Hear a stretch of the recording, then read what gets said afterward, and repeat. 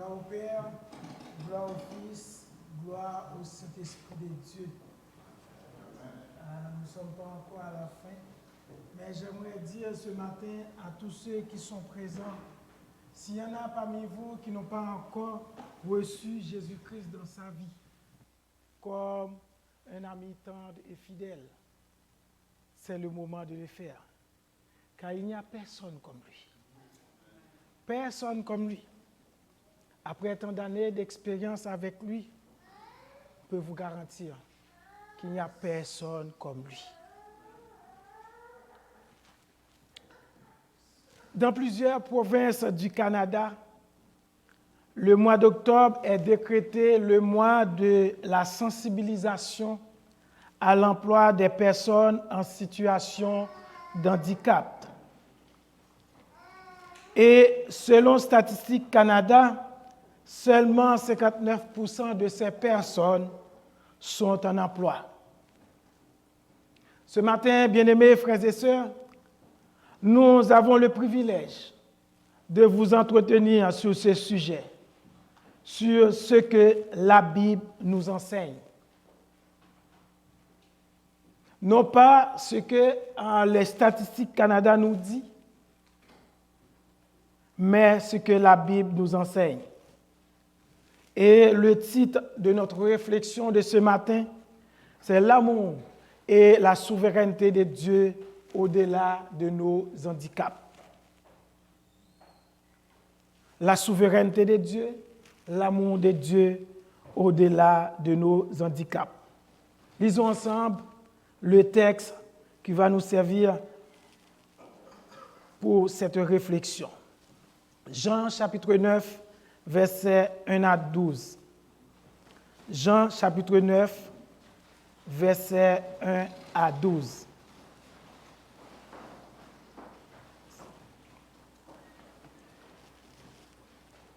Jésus vit en passant un homme aveugle de naissance.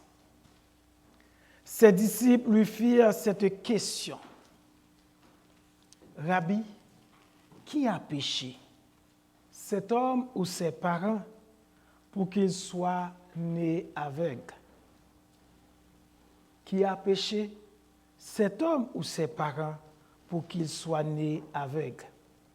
Jésus répondit, ce n'est pas que lui ou ses parents aient péché, mais c'est afin que les œuvres de Dieu soient manifestées en lui. Il faut que je fasse, tandis qu'il est jour, les œuvres de celui qui m'a envoyé. La nuit vient, où personne ne peut travailler. Pendant que je suis dans le monde, je suis la lumière du monde. Après avoir dit cela, il cracha à terre et fit de la boue avec sa salive. Puis il appliqua cette boue sur les yeux de l'aveugle et lui dit, « Va et lave-toi au réservoir de Siloé, nom qui signifie envoyé. » Il y alla, se lava et s'en retourna, voyant clair. Ses voisins et ceux qui auparavant l'avaient connu comme mendiant disaient, « N'est-ce pas là celui qui se tenait assis et qui mendiait? » Les uns disaient, « C'est lui. » D'autres disaient, « Non. » Mais il lui semble. Et lui-même disait, « C'est moi. » Ils lui dirent donc, « Comment tes yeux ont-ils été ouverts? » Il répondit, « L'homme qu'on appelle Jésus a fait de la boue, a oint mes yeux et m'a dit, « Va au réservoir de Siloé et lave-toi. » J'y suis allé, je me suis lavé et j'ai retrouvé la vue. Ils lui dirent, « Où est cet homme? » Il répondit, « Je ne le sais pas. » Parole du Seigneur.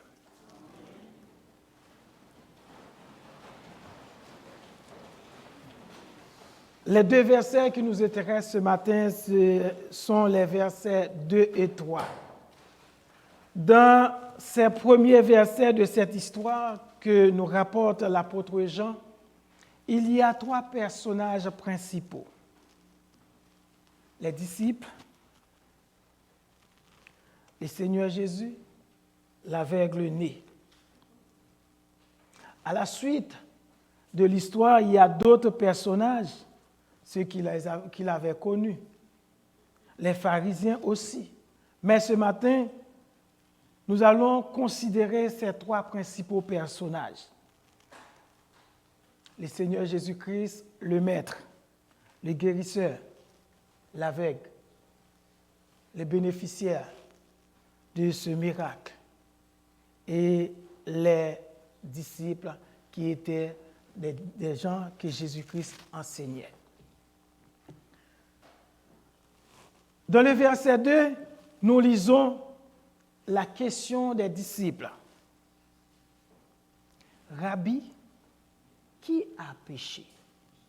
Cet homme ou ses parents pour qu'il soit né aveugle? Qui a péché? Est-ce qu'il est question ici de péché ou de maladie? Comment un homme peut-il porter la conséquence de ses péchés dès sa naissance? Voilà une grande question. Comment je peux porter les conséquences de mes péchés avant ma naissance? Né aveugle. Bien-aimés, il ne faut pas confondre comme les disciples le fait que nous sommes tous nés pécheurs et l'infimité corporelle comme une conséquence du péché. Nous avons tous en nous la nature pécheresse, certainement. L'infimité que cette nature pécheresse apporte dans notre vie n'est pas une infimité corporelle, mais c'est la séparation avec Dieu. Nous sommes privés de la présence de Dieu. C'est ça qui est la conséquence de notre nature pécheresse. Nous sommes séparés de Dieu. Car après que Adam et Ève ont connu le péché dans le jardin d'Éden, ils étaient séparés de Dieu. Dieu les avait chassés du jardin d'Éden.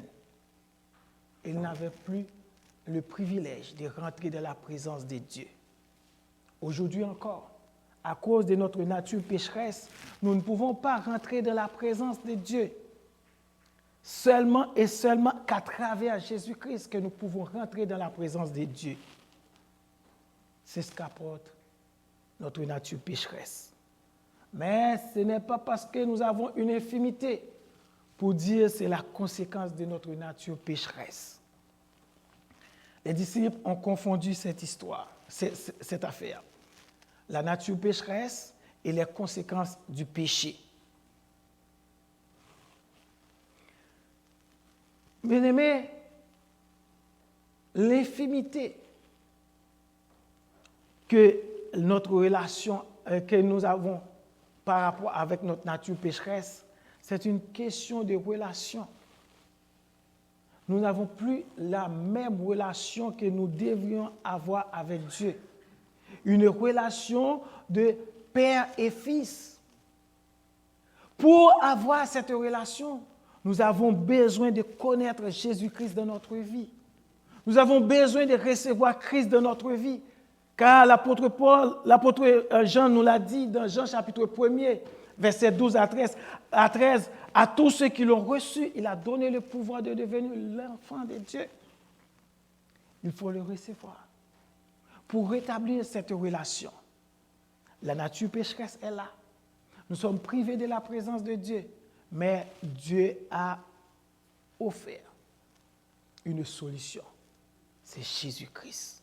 Et ce n'est pas sans raison que ce matin, nous vous invitons à recevoir Christ dans votre vie, si vous ne l'avez pas encore fait. Parce que c'est le seul moyen que nous avons pour rentrer en relation avec Jésus-Christ, avec Dieu. Dans le livre de Lévitique, avant la venue de notre Seigneur Jésus-Christ, Moïse a établi les bases, les fondements pour qu'on puisse rentrer dans la présence de Dieu. Et à travers ce qu'il a dit dans Lévitique, c'est que n'importe qui ne peut pas rentrer dans la présence de Dieu. Particulièrement les gens qui ont des infirmités, ils étaient privés de rentrer dans la présence de Dieu. Parce que Dieu est un Dieu saint. On ne peut pas rentrer dans sa présence n'importe comment. Mais aujourd'hui, nous avons ce privilège de rentrer dans la présence de Dieu à travers Jésus-Christ. Autre chose, bien-aimés frères et sœurs, par rapport à la compréhension des disciples, comme celle des pharisiens, une compréhension qui n'est pas étrange à notre compréhension, mais comme les amis de Job, c'est une compréhension fausse. Beaucoup d'entre nous ont cette fausse compréhension.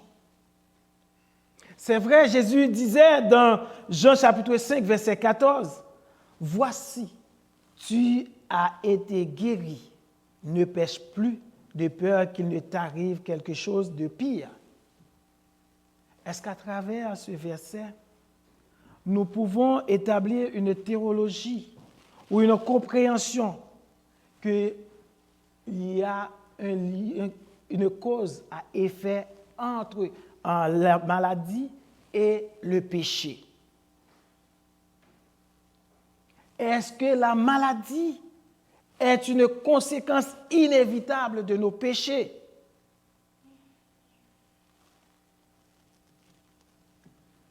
Cette mauvaise compréhension ce matin que les amis de Job ont eue lorsque Job souffrait, ils disaient à Job, c'est parce que vous avez péché contre Dieu. Vous êtes dans cette situation de souffrance.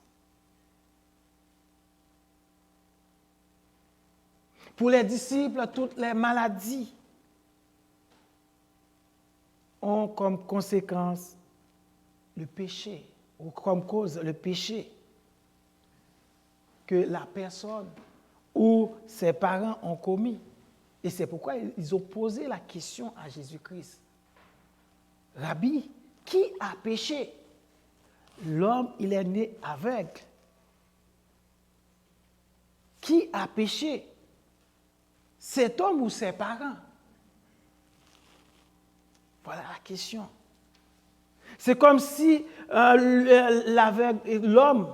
est né aveugle à cause des péchés qu'il n'a pas encore commis.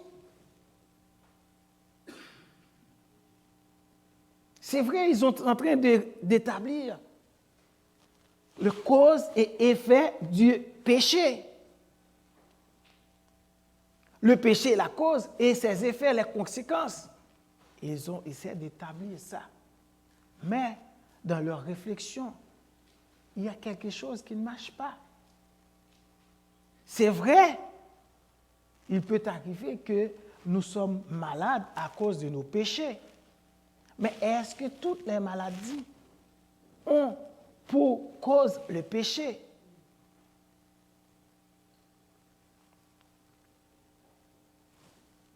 Est-ce que cet homme est né aveugle à cause des péchés de ses parents?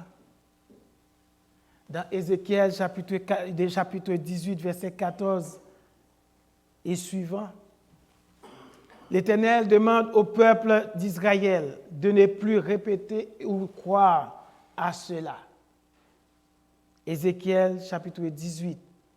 Voici, toutes les âmes sont à moi, l'âme du Fils comme l'âme du Père. L'une et l'autre sont à moi. L'âme qui pêche c'est celle qui mourra. Notre Dieu est un Dieu juste et un Dieu miséricorde. Cet enfant, après avoir passé des mois dans le sein de sa mère, il est né, aveugle. Pendant toute sa vie, il n'a jamais eu le privilège de connaître la lumière. Il vivait dans les ténèbres. Vous pouvez le constater, quand vous fermez les yeux, vous ne voyez rien.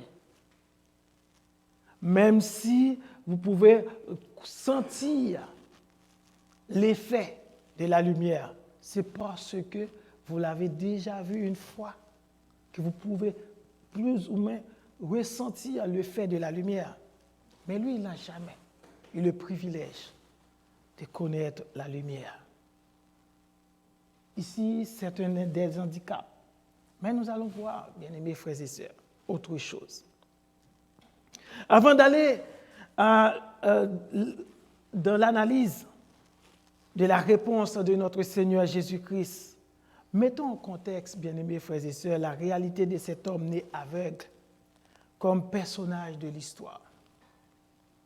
Nous avons tous dans notre environnement familial, notre environnement de travail, même dans nos assemblées, des personnes ayant un handicap, visible ou invisible, physique ou non physique.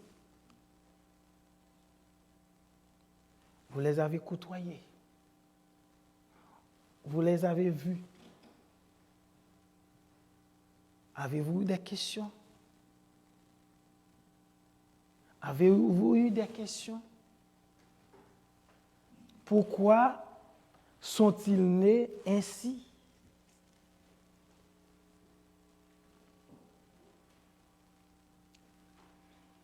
Et vous allez le voir, Jésus-Christ a une réponse. Et cette réponse, il l'amène à chacun de nous aujourd'hui. Il y en a qui l'ont devenu suite à une maladie, comme la femme courbée. Luc chapitre 13, verset 11. Il y en a des gens, après un accident, ils sont devenus des handicaps. Ou ils ont des handicaps.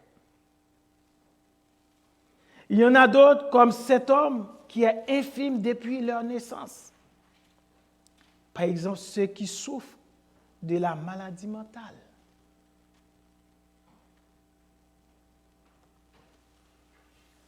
Les infirmités, ils sont de toutes sortes. Inutile de les énumérer ce matin. Ces gens qui ont ces handicaps partagent nos quotidiens. Ils sont très connus dans notre milieu. Dans certains pays, ces gens, ils sont la risée des enfants, qui les ironisent par manque d'éducation ou par manque de charité. Cet homme, la Bible nous rapporte, à cause de son infimité, il a passé la majorité de sa vie comme mendiant. Tous les gens qui l'ont connu, ils l'ont connu comme mendiant.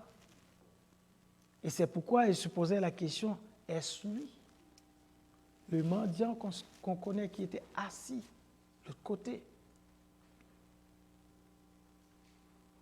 Oui, la majorité de ces gens partagent nos quotidiens, mais ils ne sont pas reconnus comme ils devraient être reconnus, comme créés à l'image de Dieu, créés selon la ressemblance de Dieu. En Haïti, par exemple, combien d'assemblées sont équipées pour les accueillir? Est-ce qu'il y a une place pour eux? Sans tenir compte de nos jugements sur la vie de ces gens, bien-aimés, ce matin, quel accueil avons-nous donné à ces hommes et femmes créés à l'image de Dieu et selon sa ressemblance. Quel accueil donnons-nous à ces gens? Pensons-nous qu'ils sont nés ainsi à cause de leurs péchés ou ceux de leurs parents?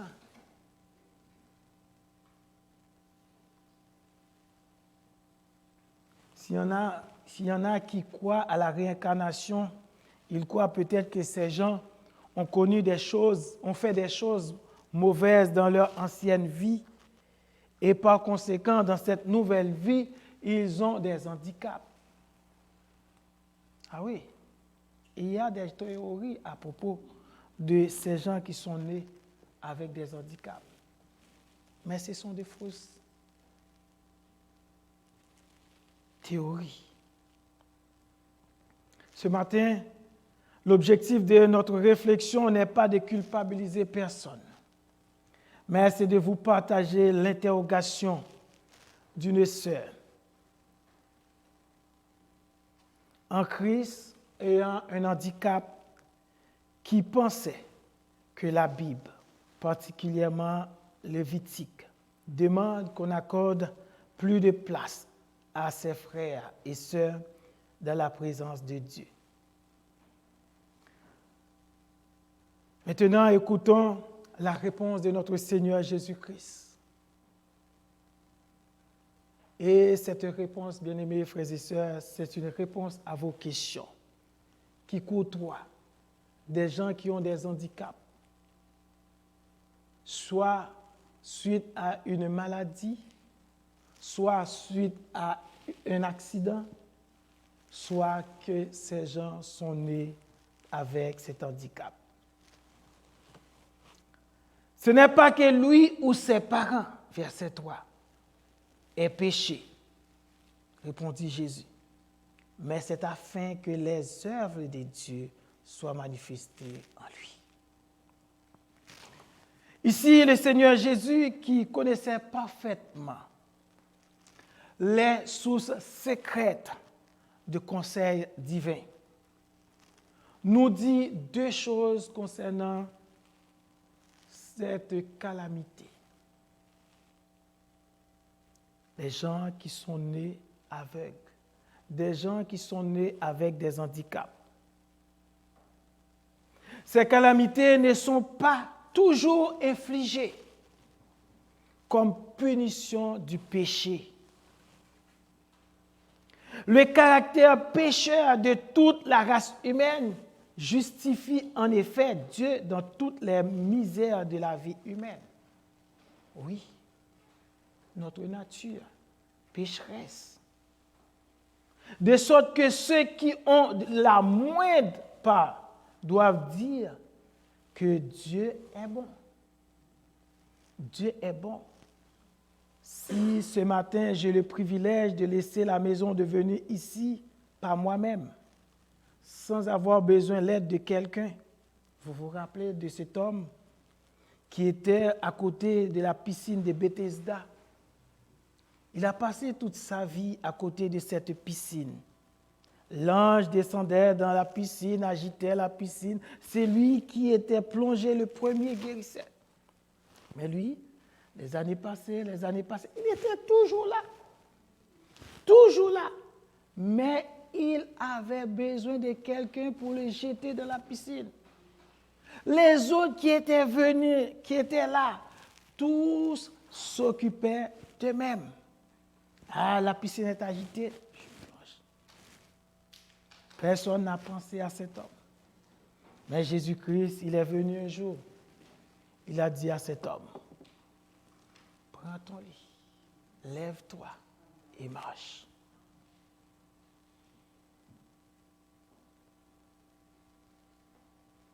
Oui, plusieurs d'entre nous ce matin doivent voir la bonté de Dieu dans sa vie. Car si nous avons le mouvement, la respiration, l'être, c'est une grâce. Si nous avons la possibilité ce matin de chanter la gloire de Dieu, d'écouter la parole de Dieu, c'est un privilège. De regarder la lumière, de regarder le soleil, c'est un privilège. Et ceux qui en ont la plus grande part ne doivent pas dire que Dieu est injuste. Mais beaucoup sont rendus misérables que d'autres dans cette vie, qui ne sont pas du tout plus pécheurs que les autres. Non pas que cet homme était né ou bien était un pécheur et ses parents pécheurs, mais ce n'était pas une culpabilité rare que Dieu avait en vue en lui infligeant cela. Qu'ils sont parfois destinés uniquement à la gloire de Dieu et à la manifestation de ses œuvres. Bien-aimés frères et sœurs, si les disciples ont posé la question, Rabbi, est-ce cet homme ou ses parents qui ont commis des péchés? Et les parents, qui devraient être leur question. Pourquoi? Oh Seigneur, qu'est-ce que je fais? Qu'ai-je fait, Seigneur Dieu Père, pour que mon fils, ma fille, soit nés avec un handicap? Qu'ai-je fait pour que mon fils soit né aveugle? Une grande question. Pourquoi, si j'ai péché, pourquoi ne pas jeter la faute, la conséquence sur moi? Pourquoi cet enfant qui vient à peine de naître, il ne peut pas voir, il ne voit rien?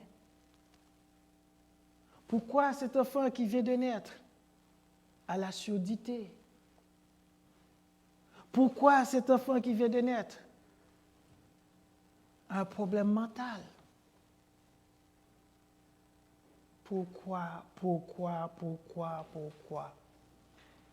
Oh, bien-aimés frères et sœurs, il y a beaucoup de questions de pourquoi. Mais ce matin, une fois de plus, Dieu entend vos pourquoi, mais il reste encore le Dieu souverain. Il est souverain sur toutes ses créatures et un droit exclusif sur toutes ses créatures.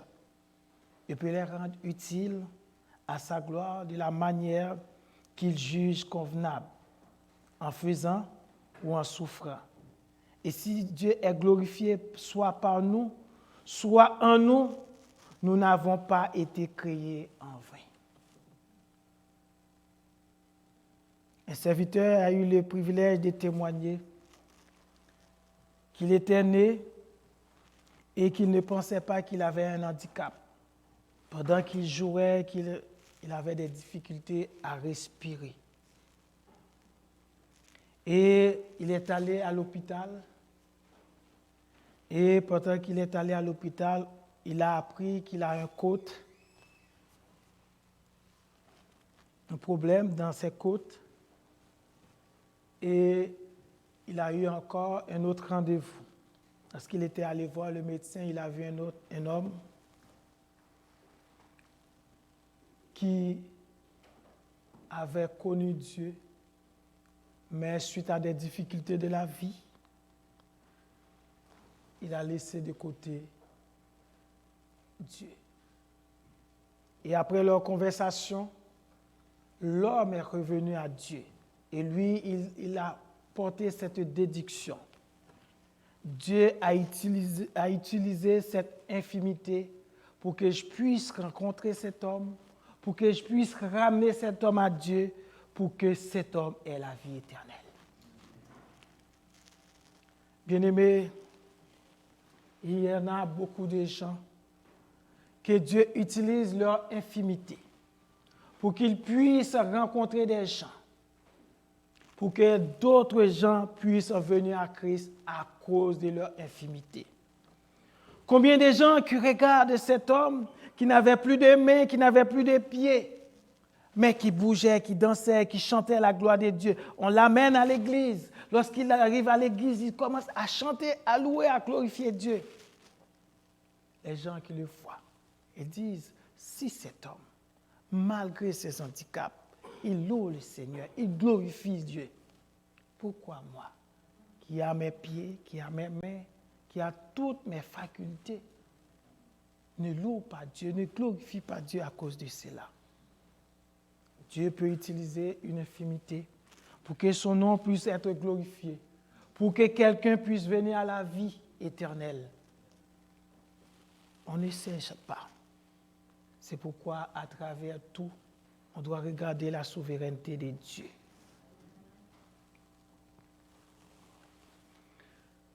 Dieu est souverain, premièrement. Que les attributs de Dieu puissent être rendus manifestes en lui. Sa justice, en rendant l'homme pécheur sujet de si graves calamités. Sa puissance et sa bonté ordinaire pour soutenir un pauvre homme dans une affliction aussi grave et ennuyeuse. Surtout que sa puissance et sa bonté extraordinaire pouvaient se manifester en le guérissant. Dieu est tellement puissant, Dieu a tellement de capacités, Dieu peut faire de grandes choses, bien-aimés frères et sœurs. Comme Jésus-Christ l'a fait, il a pris de la boue passe sur les yeux de l'homme. Il n'a pas demandé à cet homme d'aller voir un médecin pour qu'on puisse faire la chirurgie pour cette personne, pour que cette personne puisse voir. Non. Avec sa toute puissance, il a passé de la boue sous l'œil de l'homme. Et ensuite, l'homme était allé se laver, il a pu voir. Vous vous rappelez aussi de l'homme qui est Jésus-Christ, lui, il a touché une première fois. L'homme voyait les hommes comme des arbres. Dieu l'a touché une deuxième fois et une troisième fois, il a pu voir. Notre Dieu, il est puissant. Il peut manifester sa puissance dans nos afflictions, dans nos calamités. Il peut guérir. Que les difficultés, bien-aimés frères et sœurs, ne nous empêchent pas de voir la providence de Dieu. Dieu a l'intention de continuer à démontrer sa justice, sa providence, sa bonté, son amour à travers la vie de chacun de nous.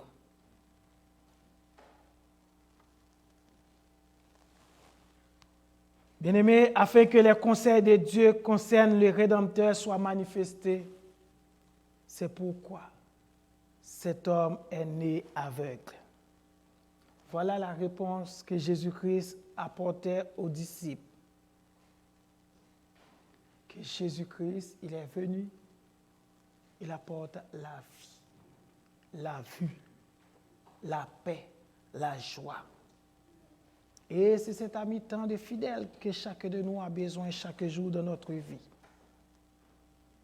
Il est né aveugle, cet homme, afin que notre Seigneur Jésus-Christ ait l'honneur de le guérir et puisse ainsi se montrer qu'il est l'envoyé de Dieu pour être la lumière, la vraie lumière du monde. Car cet homme, il a recouvré la vue, mais il l'a bien dit. C'est cet homme qu'on appelle Jésus qui m'a donné la vue. Bien que les pharisiens ont protesté, mais il l'a bien dit. C'est Jésus-Christ qui l'a donné la vue.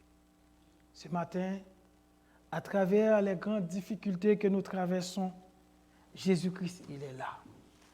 Il est là pour manifester sa puissance, la puissance de Dieu. Il est là pour nous montrer que Dieu est un Dieu de miséricorde. Dieu a vu nos misères. Il a envoyé son Fils en signe d'amour pour chacun de nous. Nous devons prendre garde de juger que certains sont de grands pécheurs simplement parce qu'ils souffrent, parce qu'ils ont un handicap. Ils sont les grands pécheurs. Vous vous rappelez aussi, lorsque les gens décident,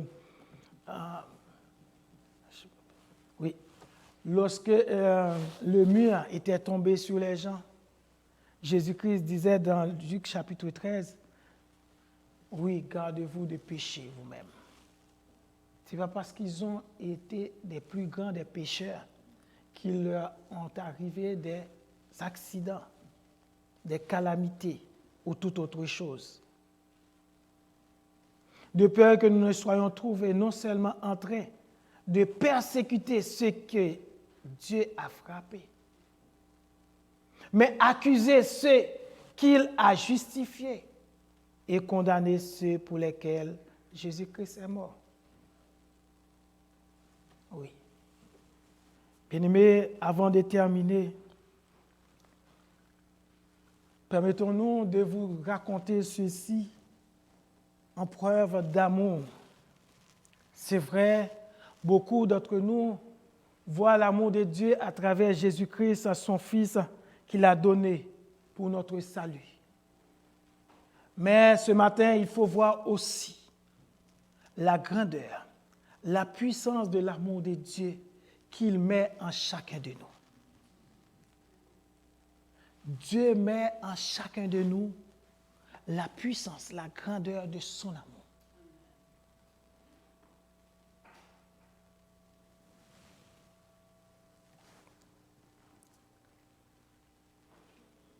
Elle est revenue de l'hôpital, ou en d'autres termes, de chez le gynécologue.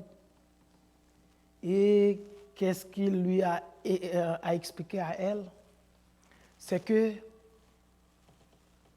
l'enfant que tu portes, cet enfant a des grandes difficultés.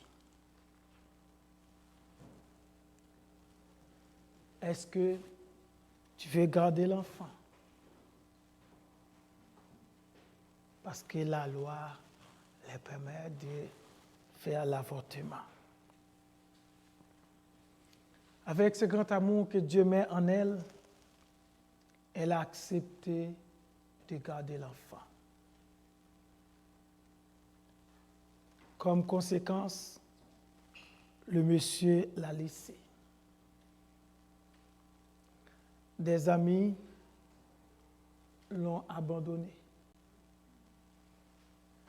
Des frères, des sœurs consanguins l'ont négligé.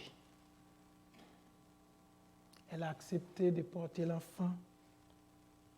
9 mois après, elle a donné naissance à cet enfant. Elle continue à prendre soin de cet enfant. 3 ans après, l'enfant ne marche pas.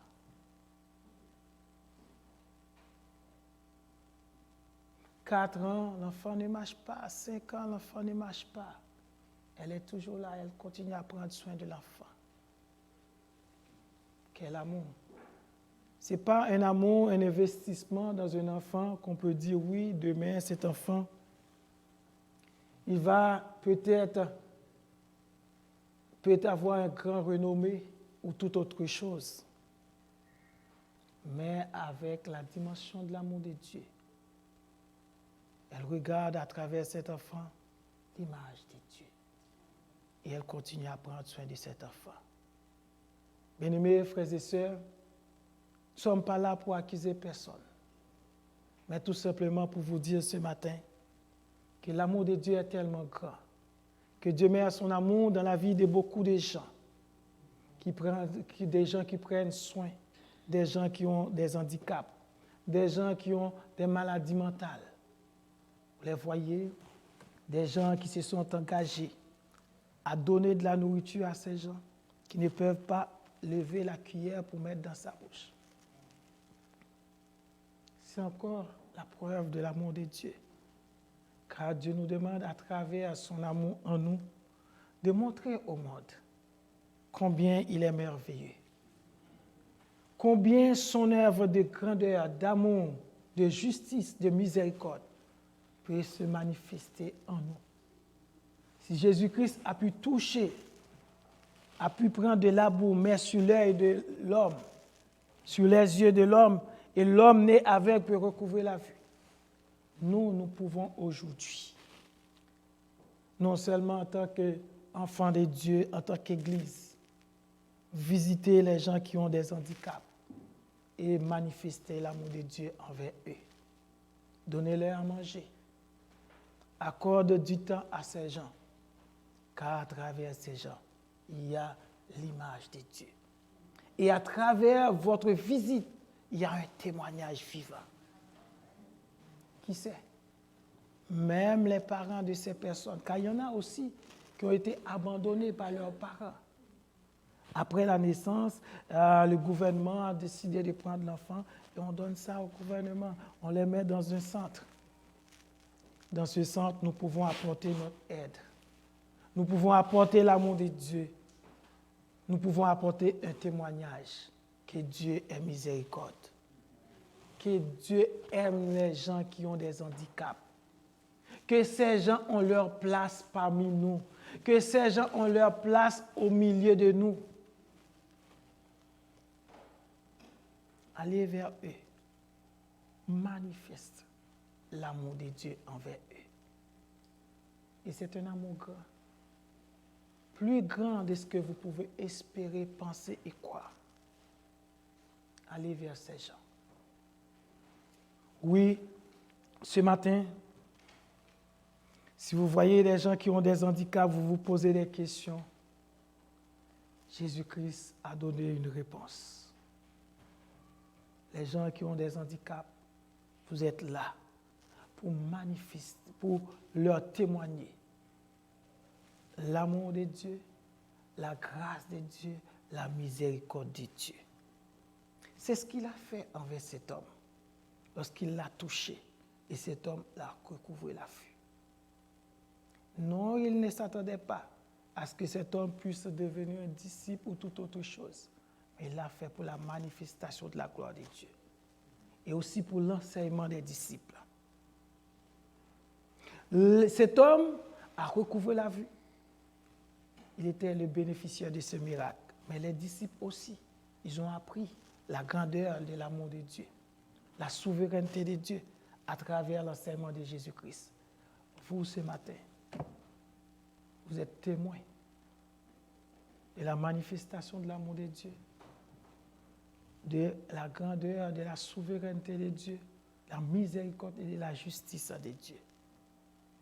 Dieu ne va pas faire tomber sur vos enfants vos péchés, car il est un Dieu juste.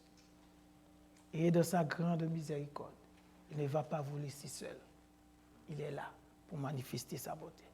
Que Dieu, dans sa grâce, dans sa beauté, dans son amour, puisse nous permettre, chacun de nous qui sommes présents ce matin, d'avoir le privilège de montrer combien Dieu est bon, combien Dieu est grand, lorsque nous sommes en face de quelqu'un qui a un handicap, car quel que soit l'handicap, Dieu aime cette personne parce que cette personne est créée à l'image de Dieu. Cette personne a besoin, et tout son entourage a besoin, de voir en chacun de nous l'amour de Dieu. Qu'il en soit ainsi.